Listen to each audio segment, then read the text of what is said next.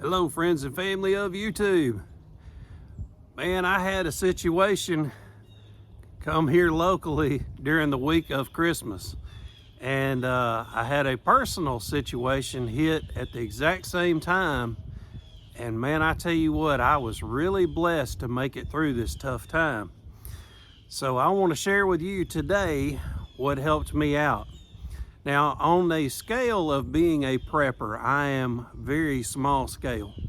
There are a lot of people out there that go way above and beyond where I go with it, and there's a lot of people that go a lot smaller than where I go with it. But I was so lucky and so blessed that I truly have been preparing, and I want to share with y'all today why I was so lucky and how it got me through. So let's go look at some of the things that I've done to prepare, and I didn't know what I was preparing for, but I'm glad that I did have preparations. So let's go check it out. All right, so here we are inside my home. I refer to my home as Camp David. So here we are inside the house. And I'm gonna tell you 3 big things happened all at once. So if you hear one thing, don't get discouraged and think, I don't want to hear the rest of this video, because trust me, 3 big things happened to me all at once. All right, so let's start off with the first thing. Well, we have here in my area for the month of, we'll just talk about January because Christmas is right there at the end of December. So right at January, usually our high for the month is about 50 degrees high and about 35 for the low. Well, during the week of Christmas, it got down to as low as single digits, where here in the South, we are not equipped for that in most cases. So I was very fortunate that during this, I had so many ways to stay warm. Let me show you a few of them. And here is probably the most important one. This one is a wood stove, and man, this thing is really good, but when you get down to single digits, there is no way this is going to keep my house warm. And this is what is referred to as gas log, and this is running off of propane. I had 2 propane cylinders that I was able to use on this. This would also not be able to keep my home completely heated down in single digit temperatures. So I also have a couple of electrical heaters that I can plug in. Inside my home, I keep about 3 weeks to 5 weeks of firewood in my home at all times. So what's so big about this situation is the electricity went out a couple of times during Christmas, and also I came down with the flu. So I was very sick. I had electricity go out, and it is single digit temperatures outside. So I was very lucky that I not only had firewood in the house, 3 weeks to 5 weeks worth of firewood in my home inside.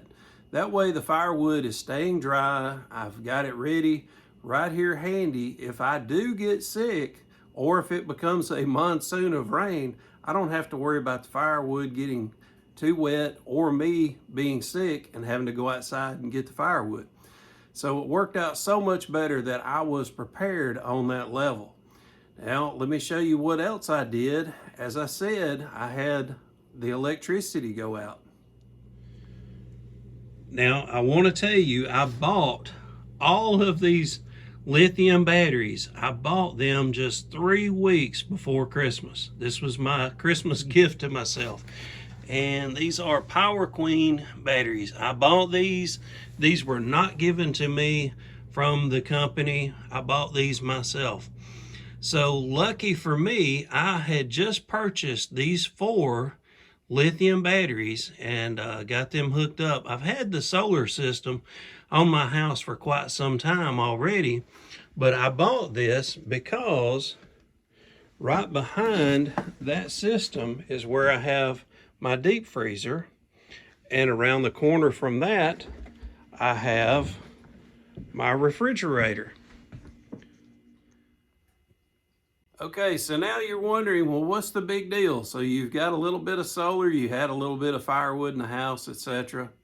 Well, here's why it's a big deal. If I'm sitting in here and I'm alone, which I am, and I have the flu, I do not want to be going outside splitting firewood. If I have the electricity go out and I want my groceries to stay cool in the refrigerator and freezer, I want to be able to plug those things up to solar and me go back to bed and go back to sleep.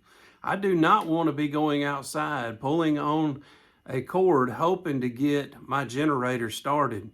I do not want to be focused on, do I have enough fuel for this generator? It's nice to have more than one backup system.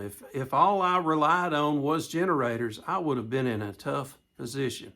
I would have had to go out and get those things started if they would start in that cold of a temperature of 6 degrees. I think is what the coldest was that we got, which is very cold for our environment, especially when you consider the humidity level that we have here. I know in a lot of places in the country and in the world, you say 6 degrees and they're like, oh, that's nothing. But man, we have a very high humidity here and it can make it pretty rough. So your body will ache all over. But anyway, having the flu, my body was aching all over. But my point is that I want to make during this video is you want to have so many ways to rely. You want to be able to rely. I could take the firewood, not only have my wood stove going, but I could cook on top of the wood stove. I also had generators if I could or wanted to get them fired up, I could do that. I could also depend on using my solar system and my battery bank that I had just purchased. I could hook them up to the microwave and get it going if I needed to. You see what I'm saying is that there's many things that I was able to rely on because I had been preparing and I didn't know what I was preparing for. I was just prepared. So anyway, folks, I hope that helps y'all out a little bit as far as in the future that you are prepared for whatever may happen or whatever may come. You don't have to feel like the government's gonna shut down the country or get us involved with something. You don't have to always feel like there's a conspiracy, but just feel prepared for whatever naturally could happen to us. So I appreciate y'all spending some time with me today. Hope y'all have a good one. Hope to see y'all again real soon. Bye-bye.